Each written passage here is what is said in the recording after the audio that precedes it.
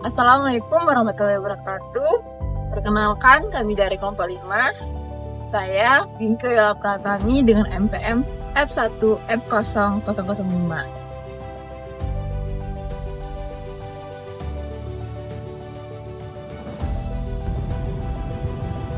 Perkenalkan, namaku Elisha Dwi Nazifa dengan NPM F1 F024005.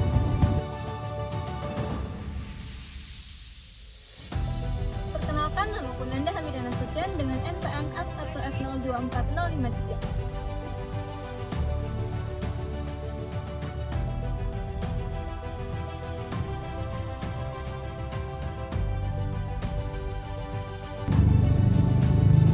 Hai, perkenalkan, nama saya Kezia Intan Paulina Simatupang dengan NPM F1 F024059.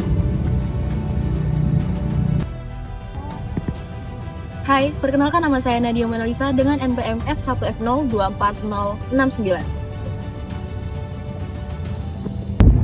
Tujuan dari video ini adalah untuk memberikan informasi secara jelas dan visual, menginspirasi serta memotivasi, membangun identitas dan kesatuan, serta memberikan fasilitas partisipasi masyarakat dalam memantau masalah korupsi.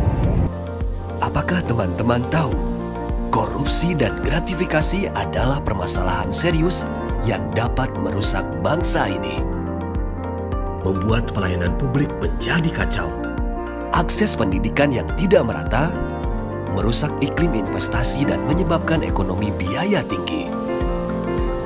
Definisi dari korupsi sendiri merupakan penyalahgunaan atau penyelewengan uang negara untuk kepentingan pribadi atau orang lain. Tindak pidana korupsi mencakup seperti penyalahgunaan kekuasaan, pemerasan, penyuapan, dan gratifikasi. Kini, tanpa disadari, korupsi telah menjelma menjadi sebuah budaya. Terlebih di Indonesia, korupsi seolah sudah menjadi hal yang lumrah bagi segala lapisan masyarakat, dari yang muda hingga yang tua. Akibatnya, korupsi pun makin mengakar kuat dan perlahan telah menjadi sebuah kebiasaan. Gak melulu menyangkut hal besar seperti penggelapan uang negara, korupsi bahkan bisa ditemukan pada hal-hal kecil yang terjadi di kehidupan sehari-hari. Landasan hukum yang mengatur tentang korupsi yang ada di Indonesia diatur oleh Undang-Undang Nomor 13 Tahun 1999, yang dimana undang-undang ini berisi tentang tindakan yang dilakukan untuk para oknum-oknum korupsi. Lalu ada Undang-Undang Nomor 20 Tahun 2001 yang dimana dibuat untuk memperkuat tentang adanya Undang-Undang Nomor 13 Tahun 1999. Bahkan dalam Kitab Undang-Undang atau KUHP terdapat pasal-pasal yang mengatur tentang korupsi, yaitu pasal 209, 208, 387, 388, 415 sampai 420 yang dimana tentang penyalahgunaan jabatan, penyuapan, bahkan tindakan gratifikasi.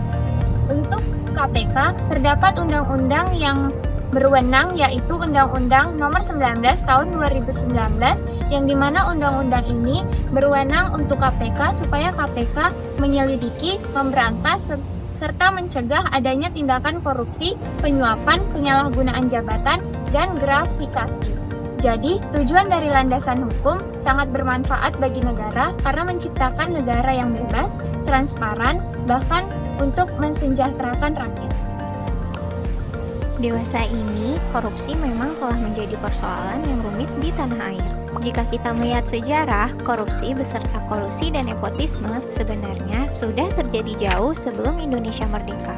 Saat tanah air masih terbagi atas kerajaan-kerajaan, korupsi muncul dalam bentuk upeti yang harus masyarakat bayar kepada raja yang berkuasa. Maju ke era modern, budaya korupsi nyatanya masih berlanjut sampai saat ini. Berbagai berita tentang korupsi menghiasi seluruh tajuk media. Kerugian yang diakibatkan pun bisa mencapai jumlah fantastis. Adapun upaya pencegahan korupsi bertujuan untuk membangun kesadaran masyarakat akan bahaya korupsi, mendorong masyarakat untuk turut serta dalam pengawasan terhadap penyelenggaraan pemerintahan, menumbuhkan budaya integritas, mencegah praktik korupsi dalam kehidupan sehari-hari, meningkatkan transparansi, membentuk karakter dan budaya anti korupsi, mengajak masyarakat untuk membangun pemberantasan tindak pidana korupsi, serta meningkatkan kesadaran diri melalui gerakan anti korupsi dan integritas.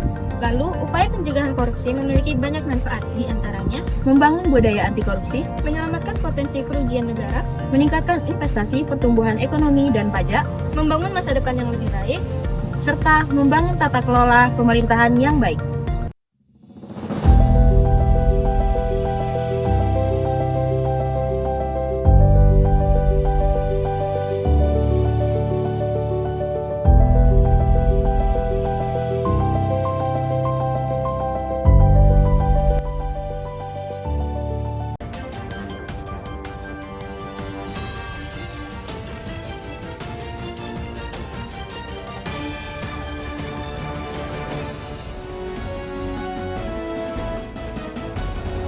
Sejumlah kasus korupsi di Indonesia. Kasus dugaan korupsi tata Kasus korupsi yang dilakukan oleh terdiduga terlibat korupsi 3 orang hingga merugikan negara sampai dengan di Kejaksaan Agung atau Kejagung jadi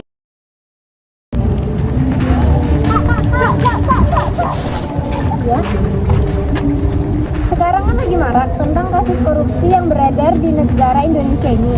Apa pesan-pesan kakak untuk generasi muda tentang adanya korupsi di negara Indonesia ini?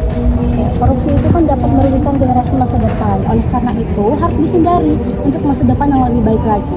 Para pemuda dapat membantu pencegahan korupsi dengan cara mengamalkan hidup berintegritas, memperkuat pendidikan agama, ikut menyuarakan anti korupsi, serta ikut dalam barisan pemilihan anti korupsi.